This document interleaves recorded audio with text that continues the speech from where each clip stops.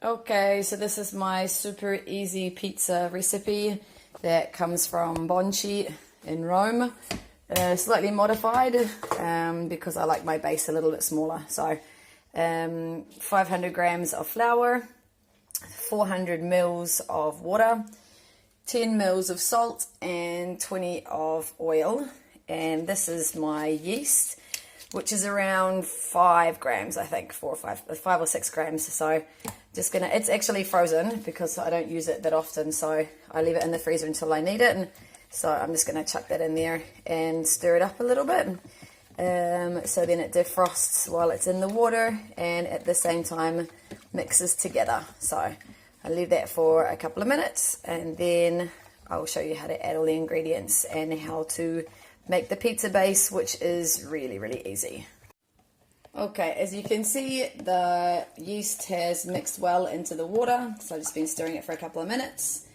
And I'm just going to pour that into my flour. Make sure I've got it all. Add my oil. And just give it a quick stir before, from up here then, before I add the salt. The salt should always be the last thing that you add. So just keep it straight, Frankie. Keep it straight. Okay, so just going to keep stirring it a little bit.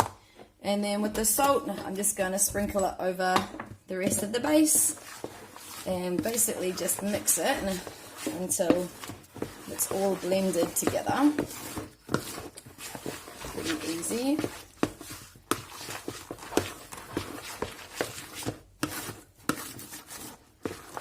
Okay, and that's basically all I'm going to do. Just take off the dough from the spoon. Clean hands, of course. And then I'm just going to sprinkle over a little bit of flour. Okay, and then I'm just going to let that sit for 15 minutes at room temperature. And then when that 15 minutes is up, I'll come back and show you what I have to do afterwards. So I just got my pizza sitting underneath here, a clean tablecloth, for 15 minutes at room temperature. When that's been, when it's been 15 minutes, I'll come back and show you what else I do to the pizza base. Like I said, it's a super easy process. Okay, so it's been 15 minutes, so I'm just going to add a little bit of flour onto my hands and just take the dough away from the bowl. And I'm literally just going to, just make sure you're filming it, Frankie. I'm literally just going to fold it on top of itself. Just keep working that around. Pick it up again from underneath and fold it on top of itself again. Add a little bit more flour so it doesn't stick to my hands. Spin it around, pick it up from underneath, then fold it. So that's 3. And do the same again. Fold it, which is 4. And then with the rest of the flour that I have here, fold it again. So it's about 5 times altogether. So now with that flour, just sprinkle it on top. And then I'm going to wrap it in Glad wrap, cling wrap, whatever you want to call it. And then put it in the fridge for 24 hours. So this will be ready by tomorrow night.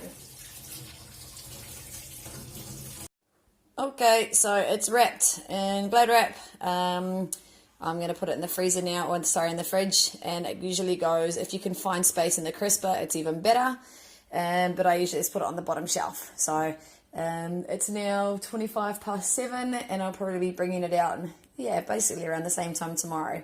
So if I remember, I'll send a video of what it looks like tomorrow when it's ready to be rolled out and made into pizza. Just in case I forget, when it comes out of the fridge, basically let it rest for half an hour before you need to use it.